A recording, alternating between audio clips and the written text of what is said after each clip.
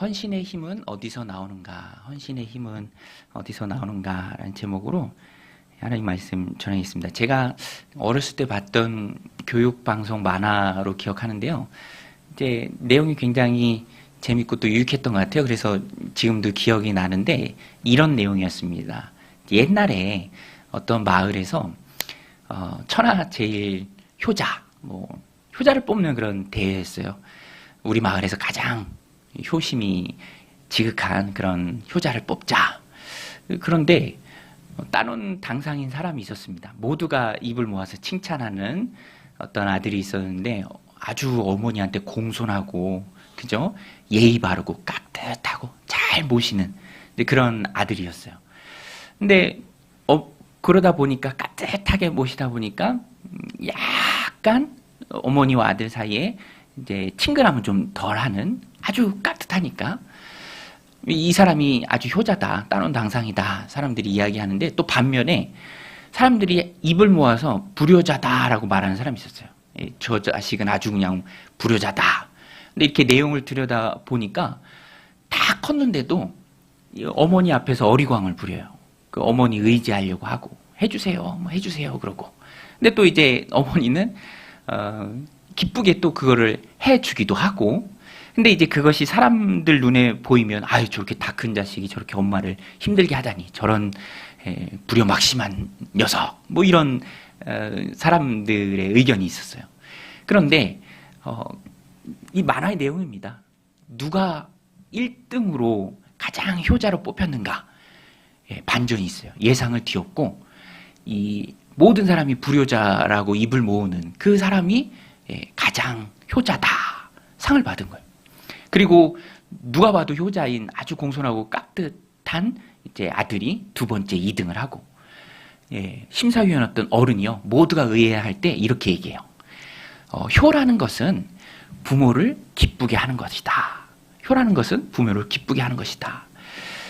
비록 다 커도 어머니를 의지하고 어리광 부리는 아들이지만 그 아들을 잘 돌보는 그 어머니 얼굴의 기쁨을 너희가 보지 못하느냐. 여러분 일면 맞는 이야기예요. 효라는 것이 행하는 사람의 입장에서 생각할 것이 아니라 받는 부모의 입장에서 생각해야 한다. 우리가 신앙생활 할 때도 그래요. 예배를 드리고 기도를 하고 찬양을 하고 헌신하고 주님 맡겨주신 귀한 일들을 이뤄가는 것은 우리입니다. 내가 하죠. 그런데 신기하게도 신앙의 주체는 내가 아니에요. 신앙의 대상은 하나님입니다.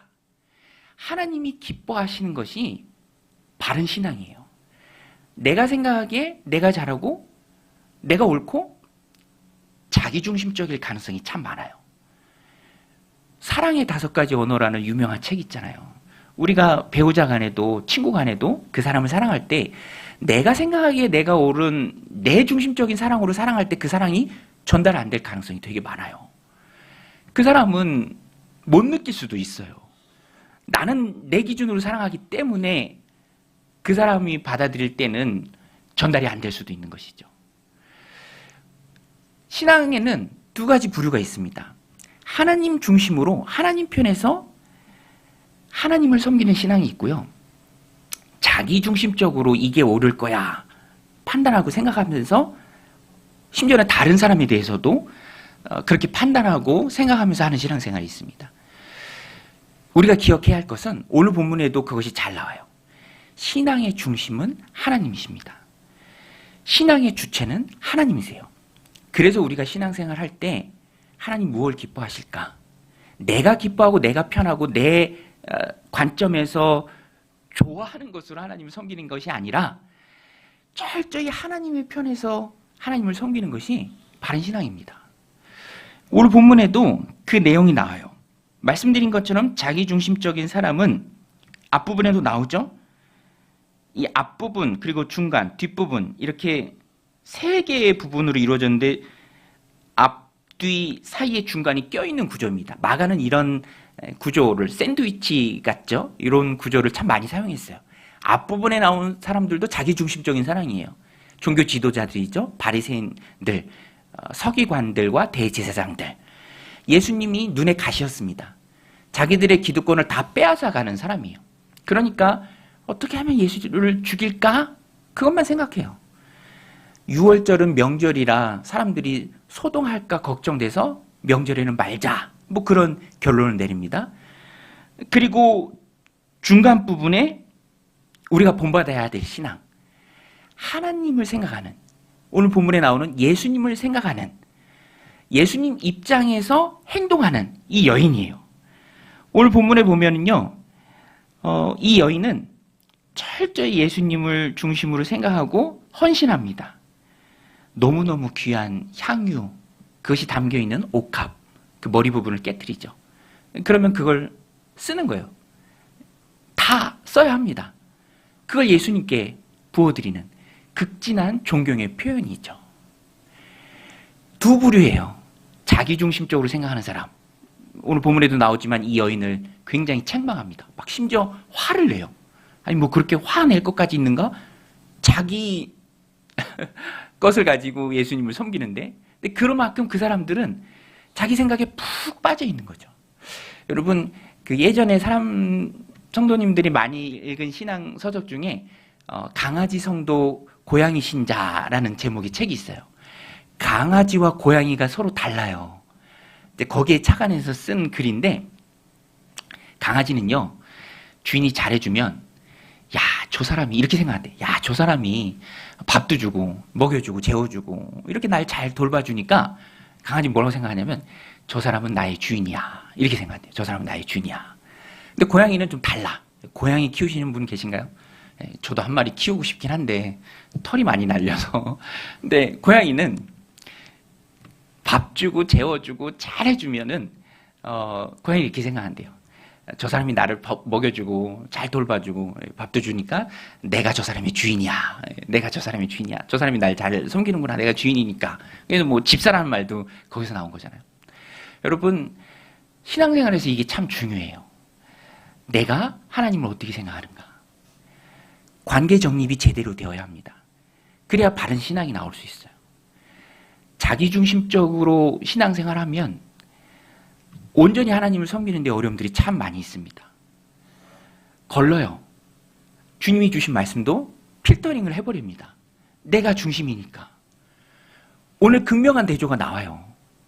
자기중심적으로 사는 사람들. 반면에 주님을 위하는 한 여인. 이 여인은요, 사실 이 본문은 시간 순서대로 된 건 아닙니다. 복음서 저자들은 큰 틀에서는 시간 순서를 따르지만 기록할 때에는 중요도에 따라서, 연관에 따라서 편집을 하기도 합니다. 사실 이 중간에 들어있는 이 여인의 이야기는 시기상으로 보면 조금 앞부분이에요. 그런데 극명한 대조를 위해서 마가가 이렇게 기록한 것입니다. 극명한 대조죠. 자기중심적으로 사는 사람들, 적극적으로 예수님을 없애려는 종교 지도자들, 또 뒷부분에도 보면 가룟 유다가 나옵니다. 가룟 유다 역시 자기 기준으로 살아요. 예수님이 메시아인데 왜 저렇게 무력한가? 그것 때문에 결국에는 예수님을 팔기로 생각하죠. 그리고 그 중심에, 그 가운데에 이 여인의 헌신이 나옵니다. 이 여인은요, 최고의 존경의 표현으로 예수님 식사하고 있을 때 예수님께 와서 향유를 머리에 붓습니다. 그런데 이 일이 예수님의 장례를 미리 준비하는 일이 돼요. 성령께서 그 여인에게 알려주었던지, 아니면 그저 감동이 왔을 때 내가 예수님 너무 사랑하고 너무 존경하는데 그것을 좀 표현하길 원한다.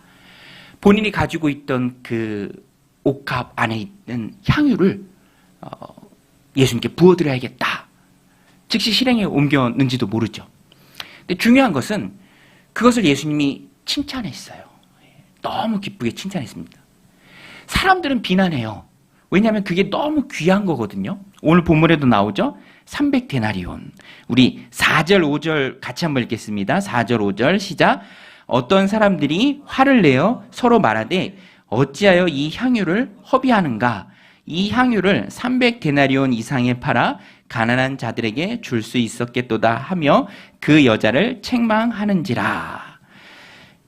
화를 내요. 여인에게 화를 냅니다. 사람들이. 그리고 뭐라고 얘기합니까? 왜 이렇게 허비하느냐. 그들 눈에는요, 예수님께 향유를 부어드리는 이 순진한 여인의 헌신이 낭비로 보였어요. 허비로 보였어요. 그거 부어서 없어지는데, 그냥 날아가는데, 그대로 지키고 두면 그것이 300데나리온. 한 데나리온이 노동자 하루 품삯이에요. 그러니까 계산해 보면 뭐 정확하진 않지만 1년 연봉 정도 되죠. 2022년 대졸 신입사원 평균 연봉이 찾아보니까 3,300 정도 된다고 하더라고요. 뭐 많이 잡아서 한 4천 정도라고 이 향유의 값어치를 매긴다면 일면 이 사람들의 반응이 이해가 되기도 해요. 그렇죠? 4천만 원이에요. 놀라지도 않잖아요. 봐봐요. 4천만 원이라니까. 그거 땄어요. 마개로 봉인되어 있는 거 땄어요. 따면 다 날아가는 거예요. 그냥 거기서 다 쓰는 거예요. 예수님 머리에 부어드리는 거예요.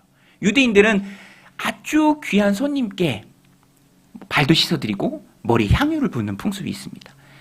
장례 때도 시신에 향유를 바르기도 하죠. 극진한 존경의 표현입니다. 근데 이 사람들 눈에는 자기중심적 자기 신앙으로 살아가고 세상에 물든 사람들 눈에는 그 자체가 낭비로 보인 거예요. 아니 저기 사천인데 저걸 얼마나 귀하게 쓸 수 있는데 그거를 왜 허비하는가? 여러분 이 차이가 좀 느껴지시나요? 저도 이 여인의 헌신을 좀 묵상하면서 너무너무 귀한 헌신이고 센 헌신이다. 그쵸? 어디서 저 헌신의 힘이 나오는가? 사람들은 이해를 못해요. 그 헌신을 이해를 못한다고요. 예수님은 칭찬하지만 사람들은 화를 내요. 예수님이 칭찬을 뭐라고 하십니까? 가만두어라. 너희의 말이 여인을 괴롭게 한다. 그가 내게 좋은 일을 했다.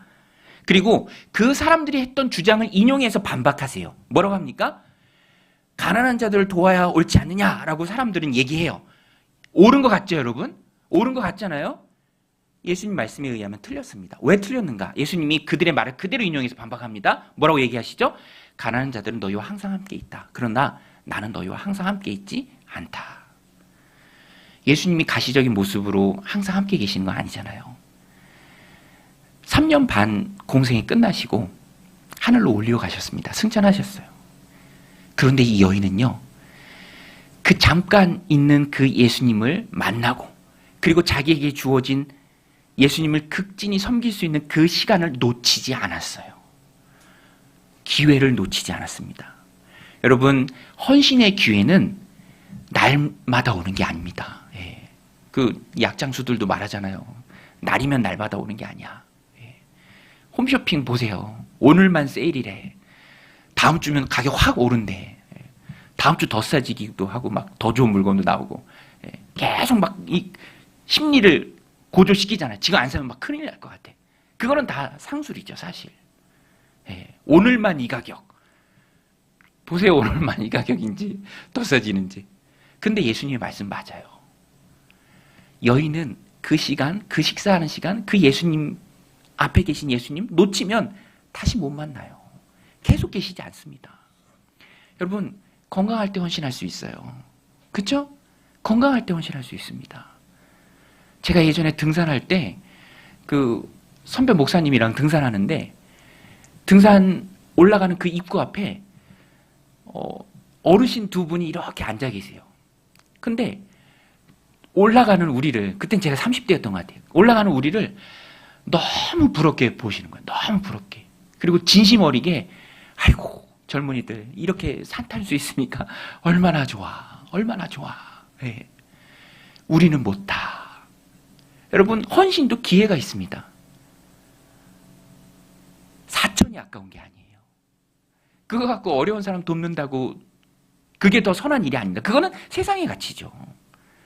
우리는 주님을 섬기는 자들이에요. 주님을 섬기는 자들입니다. 그러니까 이 여인은 칭찬받는 거예요. 어디 가서든지 복음이 전파되는 곳에서는 이 여인이 행한 일도 말해서 저를 기념하라. 세상에 이런 큰 칭찬이 어디 있습니까? 관점이 달라요. 관점이 다르죠? 여인은 예수님 섬길 수 있는 기회를 잡았죠. 기회를 놓치지 않았습니다. 마음에 감동이 올 때 바로 헌신했어요. 여러분, 한 번 사는 인생이에요. 그렇죠? 2번 사는 분 계십니까? 예, 그냥 재미로 얘기하죠. 다음 생, 이번 생 취미는 이걸로 정했다. 예, 다음 생은 없습니다. 다음 단계는 있죠. 예, 영생입니다. 영생. 돌고 도는 게 아니라 시작과 끝이 있어요. 천국이 귀하지만 천국이 귀하기에 천국을 준비하는 이 시간은 저는 더 귀하다고 생각합니다. 하나님 주신 삶, 하나님이 주신 그 헌신의 기회를 우리는 놓치지 말아야 돼요. 근데 본문에 보면은 자기 중심성이 강한 사람은 여인의 행동을 이해하지 못해요. 책망합니다. 그리고 그 중심에는 요한복음에 의하면 가룟 유다가 있었어요. 가룟 유다. 낭비다, 허비다. 세상적 가치가 이 안에 가득하니까 그 향유를 비난의 초점이 뭡니까? 비난의 초점은 그 향유가 가진 현세적인 값어치예요. 그게 300데나리온이라는 걸 알아요. 그런데 현세적 가치의 기준으로 그것을 판단하죠. 그것을 왜 낭비하는가? 그리고 그 중심에는 가룟 유다가 있었는데 요한복음에 이것이 잘 나오는데요. 그런데 사실 이 가룟 유다는 도적입니다. 이미 그 마음에는 예수님을 떠났어요. 요한복음 12장 4절 보면 제자 중 하나로서 예수를 잡아줄 가룟 유다가 말하되 이 향유를 어찌하여 300데나리온에 팔아 가난한 자들에게 주지 아니하였느냐 하니 이렇게 말하면 가난한 자들을 생각함이 아니요 그는 도둑이라 돈꾀를 맞고 거기 넣는 것을 훔쳐가미러라. 아마 그 예수님과 제자들 속에서 회개를 맡은 것 같아요. 가룟 유다가. 그리고 그것을 착복했습니다. 횡령했어요. 그러니까 그거 300데나리온 팔아서 우리 줬으면 그저 가난한 자들 돕는다는 명분으로 우리 줬으면 돈꾀가 더 늘어나고 가져갈 게 더 많으니까 그러니까 막 화내는 거예요. 화. 예. 여러분 화를 사람들이 왜 내는지 아세요? 왜 화를 내는지 아십니까? 욕심 때문에 그래요. 그냥 넘어갈 수 있는 일도 마음에 욕심이 있으니까 화를 내는 거예요. 옆에서 보면 너무 이상하지. 아니 그걸 왜 300데나리온에 팔아서 가난한 사람들 도울 수 있는데 우리한테 주지? 그 사람들 생각하는 게 아니에요. 자기가 얻어갈 게 줄어든다라는 거죠. 그러니까 막 정색을 하고 화를 내는 거예요. 그러니까 뒷부분에서도 가서 보면은요. 이 가룟 유다는 우리 10절, 11절 같이 한번 읽겠습니다. 기회를 찾아요. 무슨 기회를 찾는지 한번 10절, 11절 같이 성경책 보고 읽겠습니다. 시작. 12 중에 하나인 가룟 유다가 예수를 넘겨주려고 대제사장들에게 가매 그들이 듣고 기뻐하여 돈을 주기로 약속하니 유다가 예수를 어떻게 넘겨줄까 하고 그 기회를 찾더라. 그 기회를 찾더라. 여러분 여인은 기회를 놓치지 않았어요. 예수님 섬길 수 있는 기회를 놓치지 않았어요. 그런데 이 가룟 유다는 얼마나 서글픈 인생입니까? 얼마나 서글픈 인생이에요? 예수님 넘겨줄 기회를 찾아요. 기회를 잡으려고 그래. 근데 그 기회는 돈 벌 기회예요. 사랑하는 스승을 팔아 넘겨서 돈을 얻으려는 그 기회를 찾고 있는 거예요. 여러분 오늘 본문이 우리에게 보여주는 것은 자기 중심적의 끝에는 세상적 가치관이 가득하고 결국에 그 핵심에는 돈이 있다라는 거예요. 돈이 있다. 현대 사회는 돈을 우상으로 만듭니다. 네. 돈이 우상이에요. 그런데 아시죠, 여러분? 돈이란 건 다 상대적이잖아요. 네.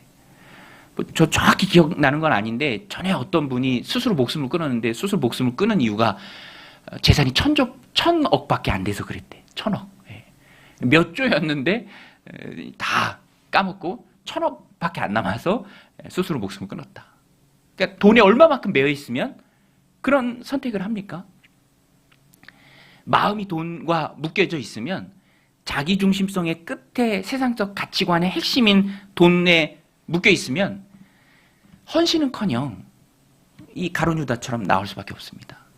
여러분 부자들이 세상에 참 많잖아요. 부자들. 그런데 그 부자들한테 질문을 해요. 예, 이렇게 부자인데 이렇게 가진 게 많은데 혹시 더 원하는 게 있습니까? 그러면 뭐 다는 아니겠지만 대부분 그런 대답을 한대요. I want some more. 조금 더 갖길 원한다. 끝이 없어요. 끝이. 그죠? 끝이 없다니까요. 조금 더 갖길 원한다. 만족함이 없어요. 제가 지금 읽고 있는 인문학 서적 그 부의 심리학이라는 것에도 보면 이 충분하다는 개념이 없어요, 세상에는. 그걸 누리지 못해요. 만족함이 없어요. 그러니까 팔려고 하는 거예요, 예수님을. 너무너무 서글픈 인생이죠. 예수님과 함께 하면서 예수님을 팔려고 기회를 엿보는 인생. 사도행전에 가서 보면은 이런 사람들이 또 등장을 합니다. 바울이요, 예루살렘에 갔다가 잡히잖아요. 3차 전도여행까지 마치고, 그리고 이제 로마로 압송되어 가는 과정이 시작되는데, 미결수 신분입니다. 그러면서 여러 사람들을 만나요. 다수로도 만나고 개인적으로도 만납니다. 그런데 바울은 다수로 만나던 개인적으로 만나던 항상 복음 전하는 게 일이에요. 개인적으로 만나서 복음 전하는 일이 사도행전 뒷부분에 많이 나오는데, 벨릭스, 이 로마의 총독이잖아요. 그런데 바울이 열심히 전도하는데 듣기는 듣는데 무서워. 장차 올 일과 막 그런 것들을 얘기하니까 무서워서 다시 보내. 그런데 또 자주 불러서 얘기를 들어요. 듣는 이유가 뭔지 아십니까? 혹시 돈 받을까? 죄수한테 뇌물 받을까? 그것 때문에 부릅니다. 사도행전 24장 25절에 보면 바울이 의와 절제, 장차 오는 심판을 강론하니 벨릭스가 두려워하여 대답하되 지금은 가라. 내가 틈이 있으면 너를 부르리라 하고 동시에 또 바울에게서 돈을 받을까 바라는 거로 더 자주 불러 같이 이야기하더라. 더 자주 불러 같이 이야기하는데 믿지는 않아요. 복음이 들어가진 않아요. 왜? 그 중심에 돈이 우상이 돼요. 그러니까 바울을 불러서, 저는 모두가 다 공감하는 부분이죠. 바울한테 복음을 들어요. 그죠? 저자직강 아닙니까? 로마서 저자직강.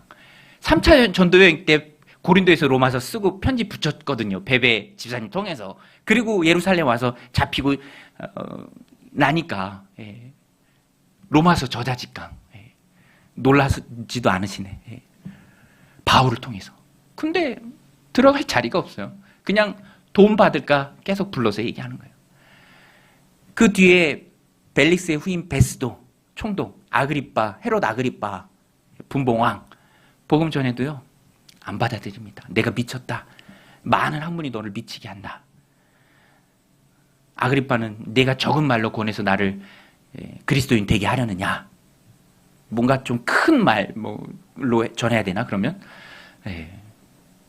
바울이 얘기하잖아. 말이 적으나 많으나 내가 지금 이렇게 갇혀서 죄수의 신분인 거 외에는 나는 모든 사람이 나와 같기를 원합니다. 복음에 붙들린 사람, 복음 전하는 걸 기뻐하시는 주님을 위해 목숨 바쳐 헌신하는 사람. 오늘 여인도 그쵸? 주님이 감동 주실 때, 하나님 감동 주실 때 다른 거 신경 쓰지 않습니다. 그냥 주님 앞에 나가는 거예요. 그리고 그것이 얼마이든지 그 가치는 주님께 쓰여질 때 그것이 최고의 가치라는 것을 알고 주님을 이 땅에서 섬길 수 있는 그 기회를 놓치지 않고 주님께 드렸죠. 그리고 칭찬받았습니다. 여러분, 우리가 어느 길로 가야 합니까? 어느 길로 가야 합니까, 여러분? 가룟 유다의 길로 가야 합니까? 세상적 가치관이 가득해서 그 길로 가야 합니까? 아니죠. 우리는 이 여인의 길, 이름도 없어요, 심지어는. 너무 신기하지 않나요? 이름도 없는 여인이 주님께 드린 헌신, 예수님의 제자라는 가룟 유다가 예수님 팔아 넘길 기회를 찾는 모습, 너무 극명한 태도죠. 부유한 심령에는, 그죠? 세상적 가치로 부유한 심령에는 천국이 들어갈 자리가 없어요. 그래서 주님 말씀하시기 맞아요. 심령이 가난한 자는 복이 있나니 천국이 저희 것이라. 여러분, 우리의 삶의 모습이 어떠하든지 우리의 심령만큼은 우리 하나님 앞에서 늘 가난하시기를 주님의 이름으로 축원드립니다. 우리 심령이 가난해야 돼요. 가난해야죠. 배고파야 돼요. 배고프면 얼마나 맛있습니까? 저는 이 말씀을 묵상하면서 이 여인이 가진 힘을 좀 묵상했습니다. 헌신의 힘. 야, 그 힘이 어디서 나올까? 세상적 가치관하고는 전혀 상관없이 주님이 주신 마음으로, 그 감동으로 아까운 게 없죠. 그거를 주님께 드리고 섬길 수 있는 헌신의 기회를 딱 잡은 거예요. 그리고 칭찬받았습니다. 제가 이렇게 보니까 그 헌신의 동력은 주님을 먼저 생각하는 마음이에요. 주님을 먼저 생각하는 마음.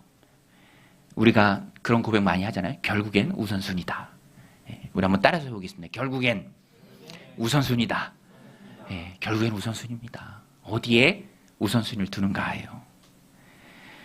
신앙생활은 변해가는 과정입니다. 처음에 중심은 나예요.